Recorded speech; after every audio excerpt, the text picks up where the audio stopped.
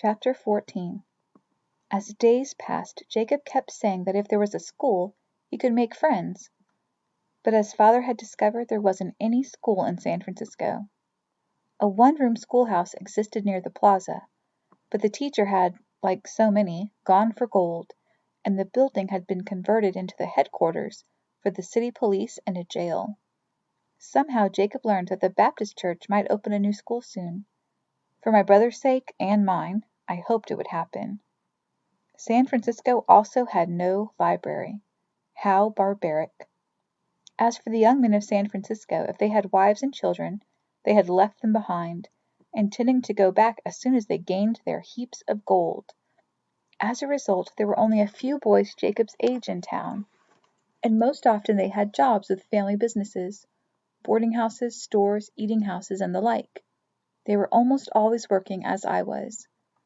Jacob did not work. Rather, he grew more despondent.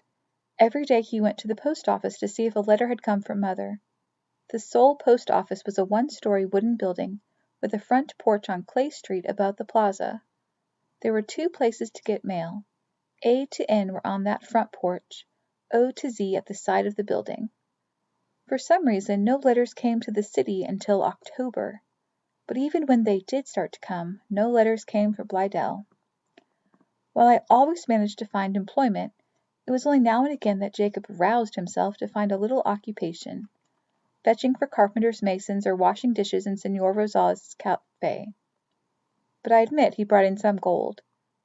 Portsmouth Square, or the Plaza as some called it, was the center of the city. It had a flagpole from which hung the United States flag, with its 30 stars. The old Mexican adobe customs house was on the plaza, as was the alcalde's office, which served as city hall. The post office was near. It was also where the Parker House and the El Dorado, the city's biggest gambling saloons, stood. Every hour of every day they drew wagering and drinking men. The drunken, staggering miners often dropped grains of gold on the big, open, muddy area. Jacob and others, including impoverished men, would go there in search of specks and now and again find some. Since gold might be worth from $8 to $20 an ounce, it was worth looking. "See," he'd say, showing me his tiny bits, "I make money too." Yet Jacob, who was smaller, less strong, and, let it be said, less eager to find jobs that engaged him, became bored. Father had once given him a copper-colored coin. He called it a token, something from an election. It had a picture of Henry Clay on it, a man who had run for president of the United States. Jacob liked to spin and flip it.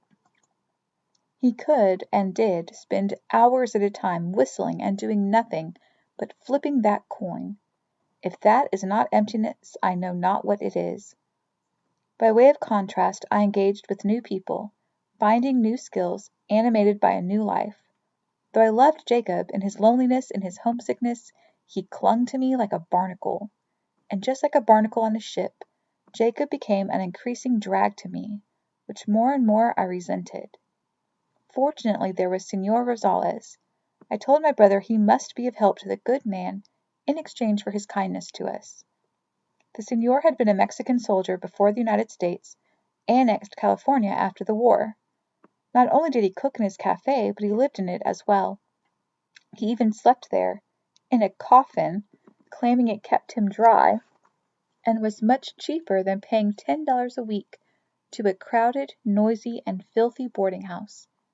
He preferred to send his money to his family in Sonora, which was elsewhere in California. Señor Rosales had a telescope from the time he was a soldier. He lent it to Jacob, who climbed Goat Hill, the highest point in town, where he spent hours looking at the incoming ships in hope that mother was on one of them. Not that he knew what mother's ship was called. What Jacob saw mostly were birds, such as gulls and pelicans, flying around that mid-bay island, the barren one called Alitraces, which I had observed when we first arrived. Jacob became increasingly distressed and anxious when mother did not come. I admit I began to think he was right, that something bad was going to happen, not to mother but to him. I would retreat behind my privacy curtain, but from his side of the tent Jacob blathered on about his troubles and his worries. How many times did I hear him say, "Torrey, if something happened to you, what would happen to me?" Be assured I followed father's orders. I took care of my brother. I cooked our food, mostly beef on an open fire, which was dangerous. Though I disliked our tent, I had no desire to burn it down. That said, our tent was a difficult place in which to live. Always damp, the floor often got muddy. When the winds blew, we had to keep it from flying away. Now and again I washed Jacob's clothes and mine. I kept the tent somewhat orderly. But for the most part I worked, earning enough to buy drinking water along with food, all of which kept getting more and more expensive.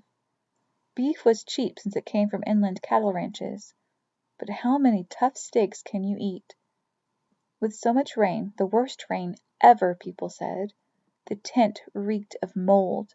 We woke to dank mornings. Muddy paths, those so-called streets, surrounded us and became thick, glue-like, and bottomless. When the rains eased, a damp chill permeated everything. When Jacob complained, I reminded him that in Rhode Island winters were raw and snowy.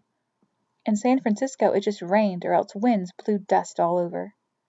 There were also gray fogs, thick, wet, long-lasting, which often made the city disappear. I chose to consider them mysterious. The truth is, without anyone to scold or rule me, I was strengthened by my freedom. I came and went as I chose. I worked hard, earned gold. But Jacob remained a constant problem. In all the books I had read, I could recall no heroine who had been so troubled by a younger brother. It annoyed me more and more. November came. Mother hadn't come. Father wasn't back. Jacob, not sure what to do with himself, tried to be with me all the time, needing me to take care of him, so that I was constantly shooing him away. As a result, he grew lonelier, unhappier about being in San Francisco. But something else had happened which bothered Jacob greatly. I had found a companionable friend. His name was Thaddeus Colton.